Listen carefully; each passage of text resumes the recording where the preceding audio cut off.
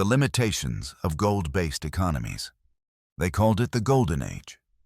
And like all golden ages, it glittered more than it endured. Because even perfection, when touched by human hands, begins to crack. Gold was beautiful. Yes, eternal. They said, immutable. But eternity has a cruel sense of humor. For every empire that built its wealth upon the shimmer of gold, there came a day when that same metal turned into a burden too heavy to carry. Imagine the absurdity. Caravans dragging tons of metal across deserts. Ships straining under chests of coins through violent seas, all to prove that one man's promise was heavier than another's. Gold didn't move the world. It slowed it down. Every ounce chained progress to gravity. It was supposed to be a foundation. Instead, it became an anchor. An empire could conquer a continent, but collapse under the weight of its own treasure. Because gold didn't grow. It didn't multiply. It just sat there, glittering, perfect, uncooperative. And that, in the eyes of the ambitious, was its greatest sin. Humanity wanted movement, expansion, trade, but gold demanded stillness. It was the jealous god of the marketplace, allowing no creation that didn't pass through its hands. You could mine it, melt it, mold it, but you couldn't make more of it. And when your economy runs on something finite, every dream becomes a zero-sum game. For one to win, another must lose.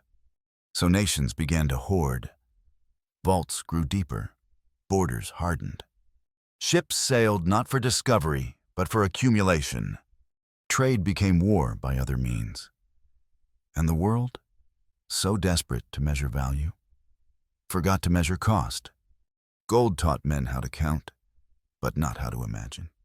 It created accountants, not visionaries. Kings became treasurers. Empires became warehouses. The pursuit of glory turned into the management of scarcity. You see, the great irony was, this gold was too perfect for the imperfect creatures who worshipped it. It promised fairness, yet created famine. It symbolized value, yet destroyed it. And in time, its worshippers began to suspect that their god might be deaf. In every age, they tried to bend it to their will. The Greeks forged coins and declared them divine. The Romans expanded their empire to secure more mines. And every time the same cycle repeated, prosperity, depletion, despair. The empire with the most gold always believed it would last forever. It never did. Because the economy of gold was the economy of exhaustion. To sustain it, you had to dig deeper, fight harder, take more. You couldn't innovate your way out of scarcity. You could only steal it from someone else. And so, humanity built its first global economy on the foundation of fear. Fear that the gold would run out. Fear that others would have more. Fear that without the metal, everything, the markets, the monarchs, the myths would collapse. Fear is a powerful motivator, but it's a terrible business plan. Gold was supposed to unite nations through trade. Instead, it divided them through obsession, because whoever controlled the mines controlled the world. That control demanded violence. Armies became delivery systems for treasure. Colonies became vaults. And blood became the lubrication for global commerce. They didn't call it greed. They called it civilization. In every royal court, advisors whispered the same prayer disguised as policy. We must protect our gold reserves. And so they did with muskets, with cannons, with laws written in the ink of conquest. But gold, for all its brilliance, was indifferent to its masters. It lay silent in the earth, waiting for someone foolish enough to dig it up. And the moment it surfaced, it began to control the very people who sought to control it. It demanded infrastructure mints, ships, guards, ledgers. It demanded faith that this yellow metal was worth dying for. It demanded blood because belief always does. Whole economies rose and fell on the arrival of a single ship. Storms became monetary policy. Pirates became central bankers with better hats. Imagine that an empire's prosperity depending on weather patterns and luck. That was the reality of gold-based economics, fragile, fatalistic, and foolishly proud. But pride, too, was part of the allure. Gold looked eternal, and so did the men who possessed it. Kings believed their thrones were secured by divine right when, really, they were secured by geological coincidence. Some lands had gold, others didn't. That simple fact created centuries of inequality, conquest, and colonization. Entire civilizations were declared inferior simply because their soil didn't sparkle. Gold didn't just define wealth, it defined worth.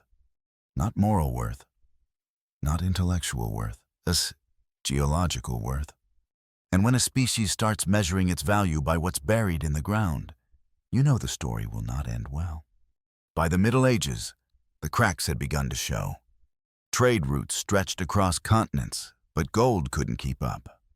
Carrying it was slow. Losing it was catastrophic. Creating it was impossible. Merchants needed a faster way to move value than dragging metal through mud. But the world wasn't ready to give up its glittering god, not yet. So they tried to cheat it. They mixed gold with silver, diluted the coins, called it innovation. But every counterfeit was just a confession that even those who ruled by gold knew it wasn't enough. Governments debased their currencies to buy time. The people lost faith. Markets collapsed. Empires learned too late that gold could be trusted only until the moment it was needed most. Because in crisis, gold did not feed, heal, or protect. It merely sat in vaults, heavy and silent, mocking those who believed in its magic.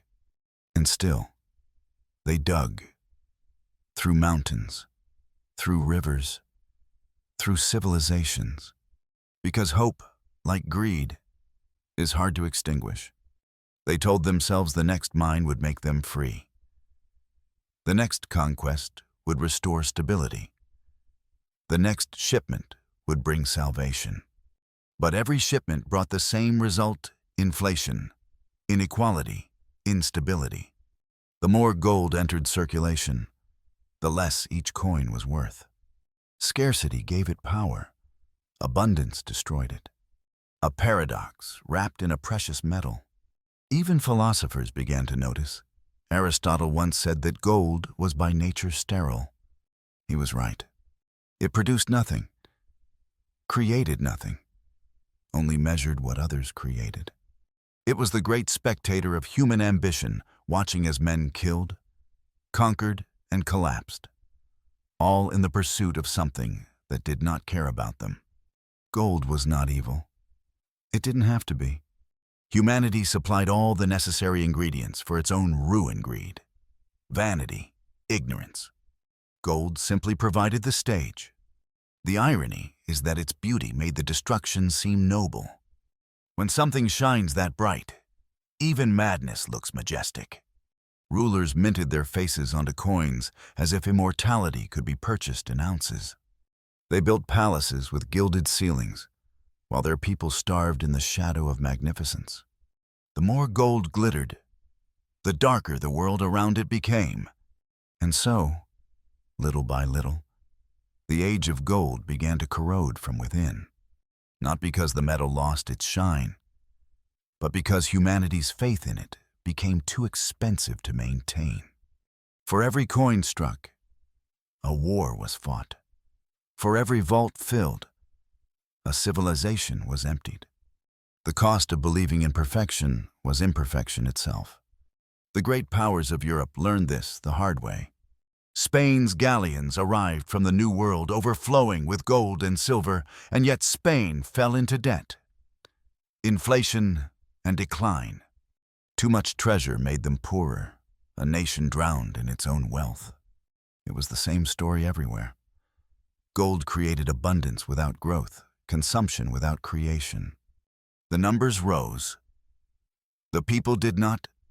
By the dawn of the modern age, the world was exhausted. Gold had united humanity through greed, but divided it through consequence. And the merchants, the thinkers, the dreamers, they began to whisper the unthinkable. What if value didn't need to be heavy? What if wealth could move as freely as ideas? What if the symbol mattered more than the substance? These were dangerous thoughts. Heretical. Because to question gold was to question power itself. But necessity is a stronger force than faith. As trade expanded, as ships became faster, as cities grew, gold became the bottleneck of civilization. A perfect system that couldn't evolve, a God that refused to adapt. And so, humanity began to cheat again, but this time, more cleverly.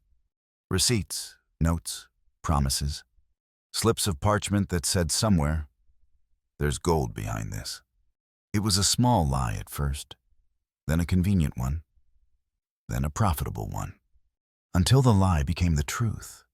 Because the world didn't want gold anymore, it wanted the illusion of gold. The symbol was lighter, faster, easier to believe in. Gold had chained human progress for centuries.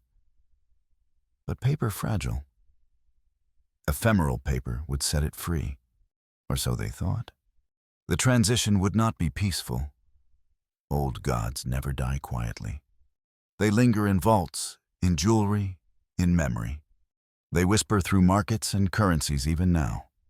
Every financial crisis since has echoed the same ancient fear, the fear of losing what shines. Because deep down, humanity never replaced gold. It only renamed it. Sometimes it's paper. Sometimes it's data. Sometimes it's faith itself. But the pattern remains unchanged. We find something rare, declare it sacred, and then spend centuries trying to escape its control. Gold taught us how to measure value, but it also taught us how easily we mistake weight for worth. It gave us stability but stole our imagination. It built empires but buried them just as quickly. And so, the world began searching for something lighter. Not better, not wiser, just easier. The story of gold was never about wealth. It was about dependence. The need to anchor meaning to something that cannot feel, to worship a silence that never answers. Gold didn't fail humanity. Humanity failed itself for believing that something unchanging could understand creatures made entirely of change. As the sun set on the golden age, the glow remained beautiful, distant, deceptive. A reminder that perfection is not progress, that even the brightest metal casts a shadow long enough to reach the future. And in that shadow, the next revolution was already beginning, soft, silent, and made of paper.